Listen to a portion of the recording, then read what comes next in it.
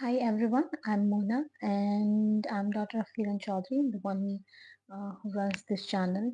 I'm reading Bhagwat Gita on this channel and today it's a third chapter. So let's start with Bhagwat Gita, the song Divine.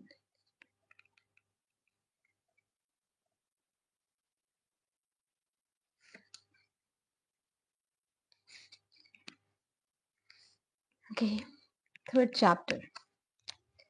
Arjun said, Krishna, if you consider knowledge as superior to action, why then do you urge me to this dreadful action, Keshav? You are, as it were, puzzling my mind by these seemingly conflicting expressions. Therefore, tell me the one definite discipline by which I may obtain the highest good. Sri Bhagwan said, Arjun, in this world, two courses of sadhana, spiritual discipline, have been enunciated by me in the past. In the case of Sankhya Yogi, the sadhana proceeds along the path of knowledge, whereas in the case of Karma Yogi, it proceeds along the path of action.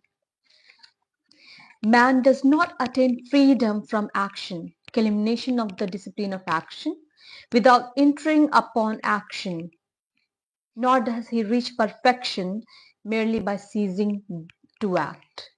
Surely, none can ever remain inactive even for a moment, for everyone is helplessly driven to action by modes of Prakriti, nature-born qualities. He who outwardly restraining the organs of sense and action sits mentally dwelling on the objects of senses. The man of deluded intellect is called a hypocrite. On the other hand, he who controlling the organs of sense and action by the power of his will and remaining unattached undertakes the yoga of selfless action through those organs, Arjun, he excels. Therefore, do you perform your allotted duty, for action is superior to inaction. Desisting from action, you cannot even maintain your body. Man is bound by his own action except when it is performed for the sake of sacrifice. Therefore, Arjun, do you efficiently perform your duty, free from attachment for the sake of sacrifice alone? Having created mankind along with Yajna, at the beginning of creation, the creator Brahma said to them, You shall prosper by this. May this yield the enjoyments you seek. Foster the gods through this sacrifice, and let the gods foster you. Thus, each fostering the other selflessly, you will attain the highest good. Fostered by sacrifice, the gods will surely bestow on you unasked all the desired enjoyments. He who enjoys the gifts bestowed by them without offering their share to them is undoubtedly a thief. The virtuous who partake of what is left over after sacrifice are absolved of all sins. Those sinful ones who cook for the sake of nourishing their bodies alone partake of sin only. All beings are evolved from food. Production of food is dependent on rain. Rain ensues from sacrifice, and sacrifice is rooted in prescribed action. Know that prescribed action has its origin in the Vedas, and the Vedas proceed from indestructible God. Hence, the all-pervading infinite is always present in sacrifice.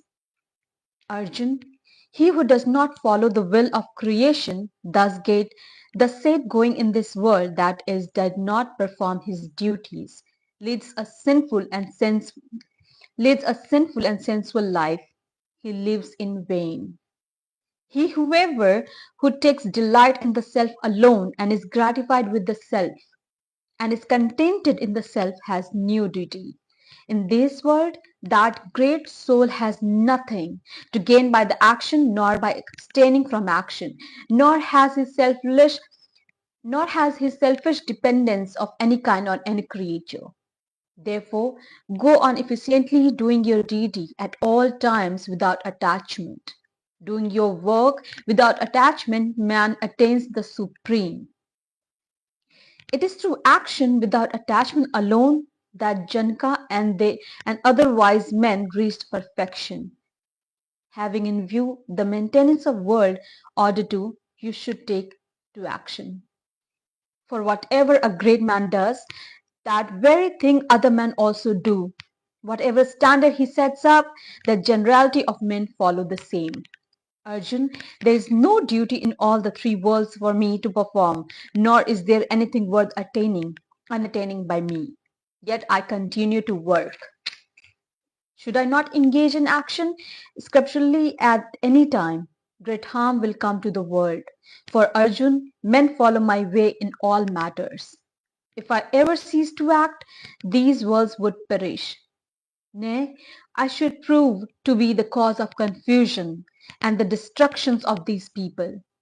Arjun, as the unwise act with attachment, so should the wise man, with a view to maintain the world order, act without attachment.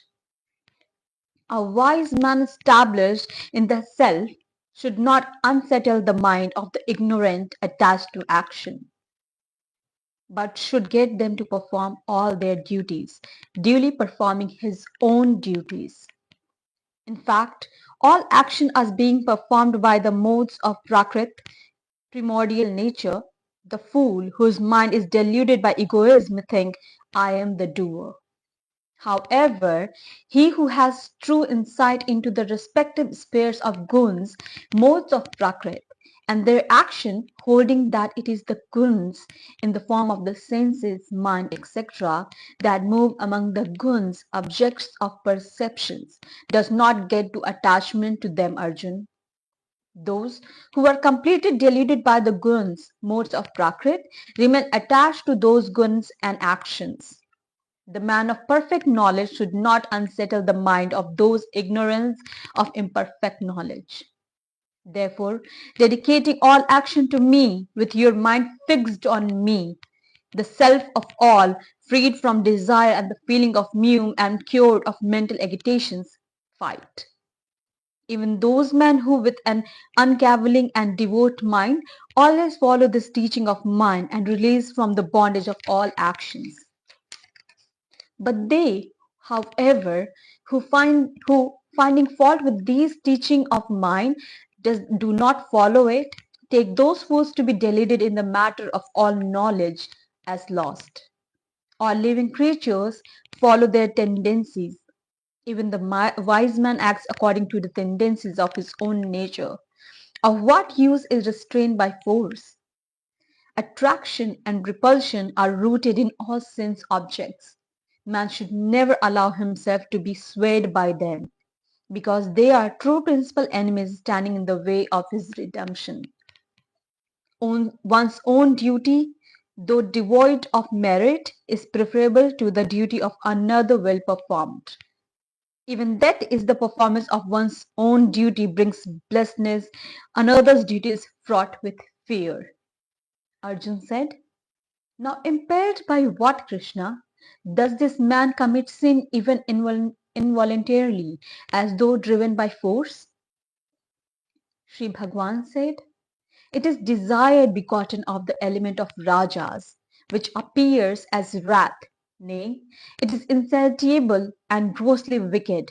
No, this is to be the enemy in this case. As fire is covered by smoke, mirror by dust, and ember by the amnion, so is knowledge covered by desire. And Arjun, knowledge stand covered by these eternal enemy of the wise, known as desire, which is insatiable like fire. The senses, the mind, and the intellect are declared to be its seat. Covering the knowledge through these, it desires deluded the embodied soul. Therefore, Arjun, you must first control your senses, and then kill this evil thing which obstructs Jnana, knowledge of the Absolute or Nirguna Brahma, and Vijnana, knowledge of Sakara Brahma or manifest divinity. The senses are said to be the greater than the body, but greater than the senses is the mind. Greater than the mind is the intellect. And what is greater than intellect is he, the self. Thus, Arjun, knowing the self which is higher than the intellect and subduing the mind by reason, kill this enemy in the form of desire that is hard to overcome. Thus, in this Upanishad sung by the Lord and the science of Brahma, the scripture of yoga and dialogue between Sri Krishna and Arjun, is the third chapter entitled Karma Yoga or Yoga of Action. So, the third chapter is known as the Yoga of Action or Karma Yoga. Here, it's Bhagwat Gita I'm reading, and I was reading third chapter. The title was the Yoga of Action, which means your duties is also a form of yoga. If you do your duties without looking for the fruit. It's Bhagwat Gita. It's Lord Krishna and Arjun. It's Hindu mythology. Many say it's Hindu history.